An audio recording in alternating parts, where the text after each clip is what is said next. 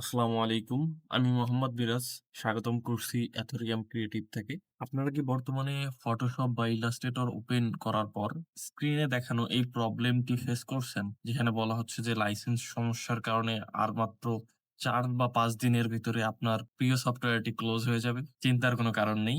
আজকের ভিডিওতে আমি আপনাদের খুবই সিম্পল একটা ট্রিক দেখাবো, যা সঠিকভাবে এপ্লাই করলে আপনারা এই সমস্যাটির লাইফ টাইমের জন্য সমাধান করে নিতে পারবেন। তাই ভিডিওটি একদম না টেনে পুরো ভিডিওটি মনোযোগ দিয়ে দেখুন।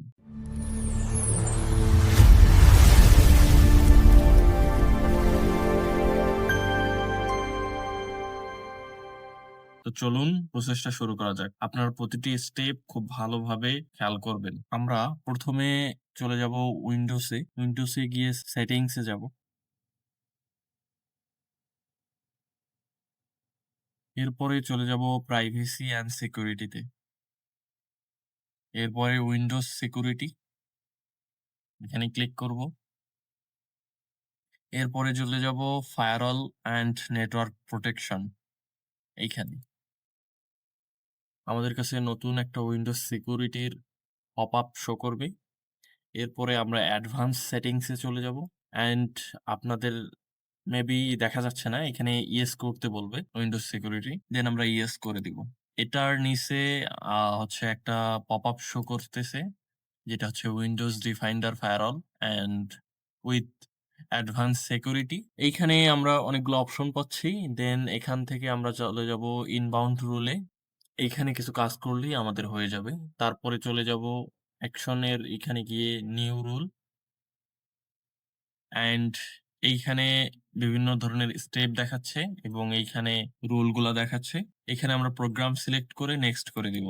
তারপরে ওনারা আমাদের কাছে পাথ চাচ্ছে। আমরা পাথটা দিয়ে দিব। পাথটা কোথায় পাবো? আবার আমরা উইন্ডোজে চলে যাব। দেন আমাদের Adobe Illustrator কিংবা Photoshop কিংবা InDesign যে সফটওয়্যারের সমস্যা সমাধান করতে যাচ্ছি, সেই সফটওয়্যারটা খুঁজে বের করব। লাইক আমার Illustrator এর সমস্যা। আমি Illustrator এ রাইট ক্লিক করব অ্যান্ড এইখানে ওপেন ফাইল লোকেশন এখানে ক্লিক করব। করার পর আমরা এরকম আমাদের ফাইল ম্যানেজারে নিয়ে যাবে এবং Adobe Illustrator সিলেক্ট করা থাকবে। দেন এখানে আমরা টাইপটা দেখব। এখানে অ্যাপ্লিকেশন লেখা আছে নাকি শর্টকাট লেখা আছে। যদি আপনাদের অ্যাপ্লিকেশন লেখা থাকে তাহলে এখানে রাইট ক্লিক করবেন অ্যান্ড কপি অ্যাজ পাথ করে দিবেন। এই পর্যন্ত থেমে থাকেন, আমি আসতেছি। এরপরে যদি আপনাদের আমার মতো শর্টকাট লেখা থাকে তাহলে আপনি কি করবেন? তাহলে হচ্ছে চলে যাবেন আবার এগেইন রাইট ক্লিক করে ফাইল লোকেশন।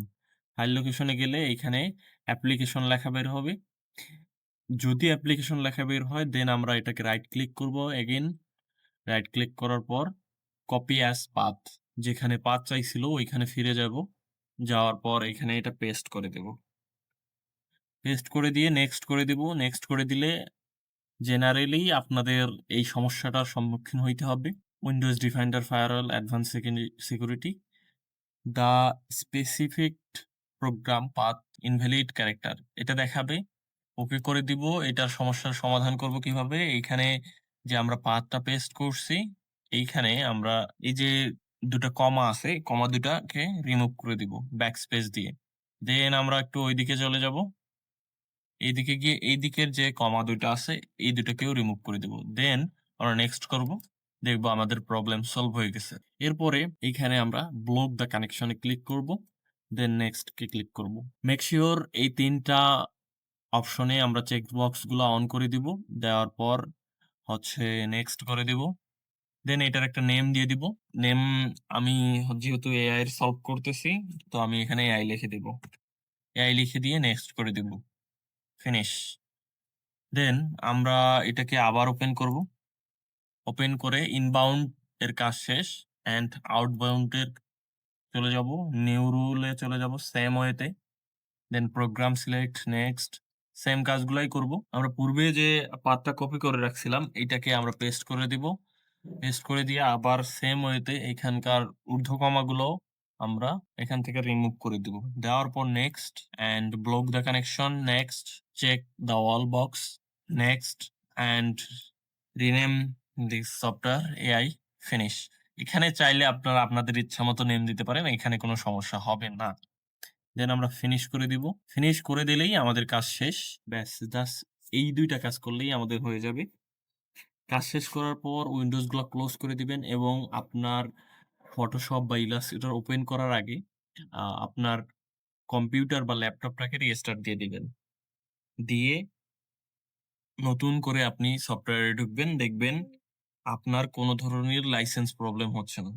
অনেকের হয়তোবা ১ম বারে কাজ না করতে পারে। সেক্ষেত্রে আপনারা একটু প্রপারলি আস্তে, আস্তে দরকার হলে ভিডিওটা পজ করে প্রতিটি স্টেপ দেখে, দেখে আপনারা প্র্যাকটিস করুন। সমস্যাটি সমাধান হয়ে যাবে। ভিডিওটি ভালো লাগলে অবশ্যই একটি লাইক দিবেন। আপনার কোনো সমস্যা হলে কমেন্টে জানাতে ভুলবেন না। আর এমনই দরকারি tutorial, creative design related video পেতে আমাদের এথোরিয়াম ক্রিয়েটিভ চ্যানেলটিকে সাবস্ক্রাইব করুন। আমি মোহাম্মদ মিরাজ আজকের মতো এখানেই বিদায় নিচ্ছি। দেখা হবে পরবর্তী কোনো ইন্টারেস্টিং ভিডিওতে। ধন্যবাদ সবাইকে।